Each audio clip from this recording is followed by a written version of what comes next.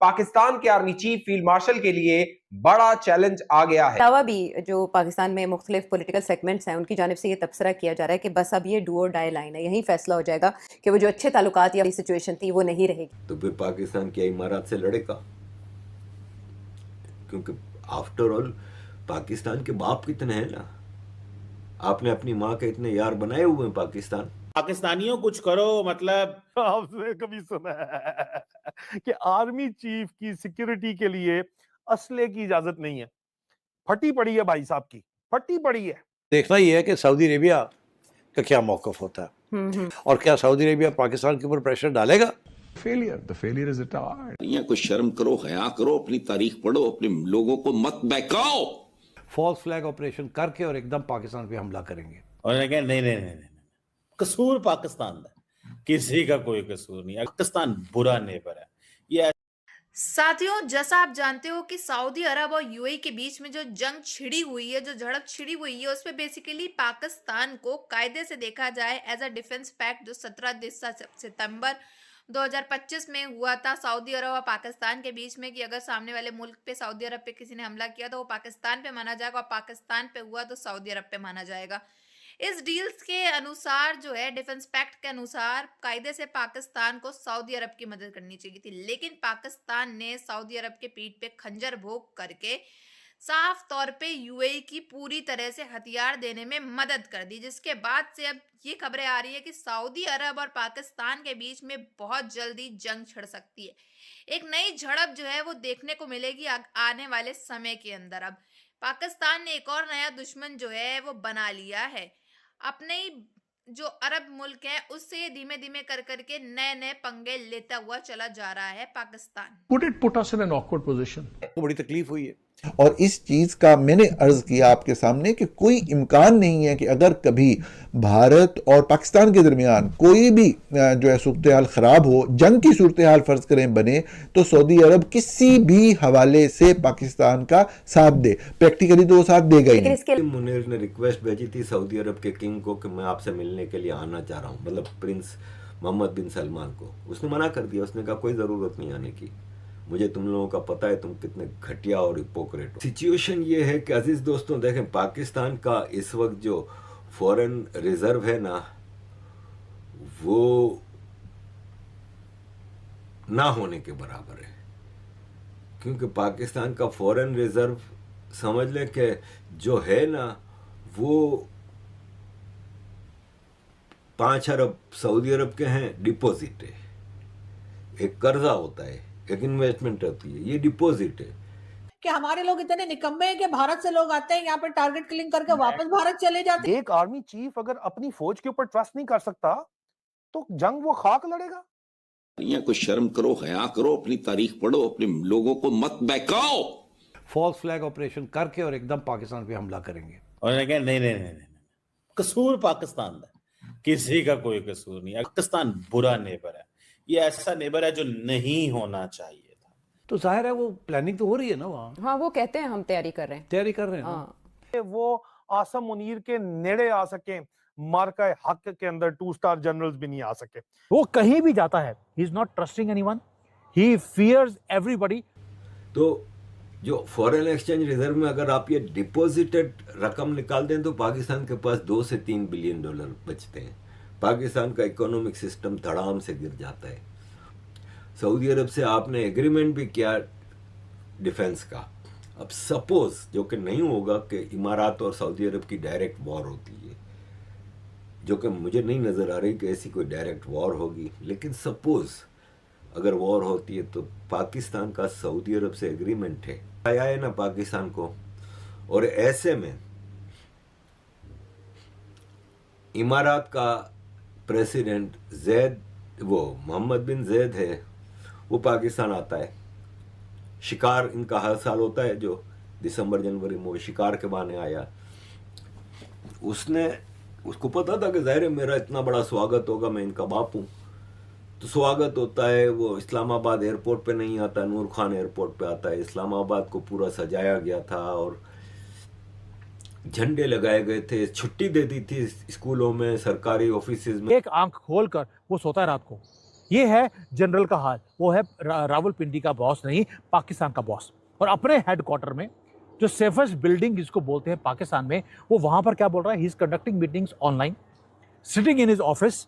और वहां पर भी वो रूम के अंदर क्या है, बुलेट प्रूफ ग्लास के पीछे बैठा है, क्योंकि उसे मालूम है बाजवा का कोई आदमी उसे मारेगा। इन्होंने 500 मीटर तक जो फर्स्ट और सेकंड टियर सिक्योरिटी कॉर्डन था, कोई करेक्शन फोर्स थी, कहा असला ही नहीं लेके आएगा कोई। ये भाई मैं आपको हकीकत बता रहा हूँ। तो कैसी बातें कर रहे हैं आप लोग? मतलब आपसे मेडल वापस ले लेंगे, आपसे बता रही हूँ। अच्छा चलें, एक बात बताएं मैडम, आप भारत की इस टारगेट किलिंग को सपोर्ट करती हैं? दूसरी बात यह है कि पाकिस्तान ने कई दफ़ा कहा है कि वो इंडियंस थे, इन्वॉल्व थे, और वो मिडल ईस्ट में लोगों को हायर करते हैं वहाँ से और पैसे दे के इस तरह की वारदातें करवा लेते हैं। तो ये तो सीधा सीधा पाकिस्तान कह रहा है भारत करवा रहा है। तो आप कह रही हैं कि ये भारत का ये तरीकाकार ठीक था? सीधी इस पूरे रीजन के इस मामला पे हुई होगी जो सऊदी अरब से क्लैशिंग पॉइंट है, सोमालीलैंड है, सूडान है, यमन है। क्या आप हमें इस मामले में सपोर्ट करेंगे? पाकिस्तान ने कहा साईं हमारा तो ये हाल है, और आपने जो डिपॉजिट है पहले तो उसकी बात करें। उसने कहा भाई बहुत तो 1 साल की बात हुई थी, कई साल हो गए। नवाज शरीफ जब प्राइम मिनिस्टर था तब लिया था, इसके बाद तो तुम्हारे कितने प्राइम मिनिस्टर बदल गए। पाकिस्तान क्या खेल रहा है कि हाँ साईं हम तो आपके साथ ही हैं। अब ये चले गए रहीम यार खान। अब पाकिस्तान ने कहा कि सऊदी अरब को कैसे मनाएं। तो अदील राजा बताते हैं कि आसिम मुनीर ने रिक्वेस्ट भेजी थी सऊदी अरब के किंग को कि मैं आपसे मिलने के लिए आना चाह रहा हूँ, मतलब प्रिंस मोहम्मद बिन सलमान को। उसने मना कर दिया, उसने कहा कोई ज़रूरत नहीं आने की, मुझे तुम लोगों का पता है तुम कितने घटिया और हिपोक्रेट हो। और साफ मना कर दिया, क्योंकि ख़ास तौर पे यूनाइटेड नेशंस रिकॉग्नाइज करती है, इवन इमारात भी करता है, और सऊदी अरब उसको सपोर्ट करता है। दूसरी तरफ जो बिन गाजी में एक सल्तनत बनी हुई है लीबिया की, उसको दरपर्दा इमारात सपोर्ट करता है। तो 2 हफ्ते पहले इमारात के कहने पे आसिम मुनीर वहाँ पे गया था बिन गाजी, या डिक्टेटर बन गया, उसे गोली मार दी गई, या कंट्री के अंदर से या किसी और की तरफ से। और अब ये आपको मालूम है ये ऑलरेडी चीफ बन चुका है, डिक्टेटर बन चुका है। चाकू, गोलियां, जो भी होते हैं भाले, वो सब लोगों ने निकाल लिए। प्रो मुनीर फैक्शन जो है ये अपने लोगों को जिनको प्रमोट करके ऊपर लेके आया है उनसे भी डरता है, क्योंकि उसे मालूम है कि इसके ऑफिसर्स बिके हुए हैं, वो कभी भी पैसे के चक्कर में, पैसे लेकर वो कभी भी इसको मरवा सकते हैं। ही इज सो स्केर्ड अपने ही किले में। फौज में कहते हैं ना, जो पंजाबी जानते हैं, कहते हैं वो फटी पड़ी है दी। इसलिए न्यू दिल्ली तैयारी कर रही है कि 2026 में एक बहुत बड़ा हैप्पी न्यू ईयर का गिफ्ट पाकिस्तान को दिया जाएगा, और रैपर हम वहीं पे जाके खोलेंगे। We are vigilant, we are strong, we are victorious, and time of our enemies. साथियों, जैसा कि आपने देखा कि किस तरह से खबरें आ रही हैं कि यूएई की पूरी तरह से मदद करी है पाकिस्तान ने अपने हथियार भेज करके सऊदी अरब के साथ, जिसकी जंग छिड़ी हुई थी, जो झड़प छिड़ी हुई थी। अब इसमें खबरें ये सामने आ रही हैं कि डिफेंस पैक्ट डील जो है वो बेसिकली सऊदी अरब और पाकिस्तान के बीच में जो है वो तोड़ दी गई है। अब एम्बियंस जो है वो काफी ज्यादा नाराज हैं, और अब आने वाले समय में बताया जा रहा है कि पाकिस्तान और सऊदी अरब के बीच में भी जंग छिड़ सकती है। यानी कि पाकिस्तान ने एक और नया दुश्मन जो है वो अपने मुंह ले लिया है। अब पाकिस्तान ने सभी जितने बेसिकली चीन हो गए, सब दोस्त, सब इसके जो अरब मुल्क थे और जितने भी दोस्त थे पास के, इसके वेस्ट के, उन सब से इसने पंगा ले करके अपने ही पैरों पे कुल्हाड़ी मार ली है। क्योंकि भारत तो एक तरफ से इनको बजा ही रहा है, साथ में अफगानिस्तान टीटीपी बजा रही है, लेकिन अब इसने नए दुश्मनों से और पंगा लेना शुरू कर दिया, नए दुश्मन और बनाना शुरू कर दिए। इसके बाद से अब जो है सूरत हाल ये है कि अब यूएई भी इसका आगे आने वाले समय में जो है साथ नहीं देने वाला है। यूएई को सिर्फ इतना मतलब था, उसने पैसे दिए पाकिस्तान को और हथियार ले लिए, तो अब यूएई का इसमें कोई हाथ नहीं है। यूएई ना पाकिस्तान की मदद करेगा, ना पाकिस्तान के लिए कभी आगे आने वाला है। इन फ्यूचर भी अगर पाकिस्तान सोचे कि हमने सऊदी अरब से पंगा लेने के लिए यूएई की मदद करी, तो यूएई हमारी मदद करेगा? तो जी नहीं, यूएई जो है वो कभी साथ देने वाला नहीं है। ये आगे आने वाले टाइम में आप देख लीजिएगा। और सऊदी अरब और पाकिस्तान जो अच्छे खासे अरब मुल्क जो दोनों हैं, ये दोनों दोस्त हुआ करते थे, अब ये दुश्मन में तब्दील हो चुके हैं। अब ये दुश्मनी जो है वो काफी लंबे अरसे तक चलने वाली है, क्योंकि सऊदी अरब के क्राउन प्रिंस जो हैं वो काफी ज्यादा बौखला उठे हैं पाकिस्तान के ऊपर। बट मेरे समझ से ये बाहर है कि यूएई के जब प्रधानमंत्री और प्रेसिडेंट जो है वो पाकिस्तान आए थे, तो वो नूर वली खान एयरबेस जो है इनका वहीं से 2 घंटे के अंदर वापस निकल गए थे, क्योंकि वो जानते हैं पाकिस्तान पैसा मांगेगा।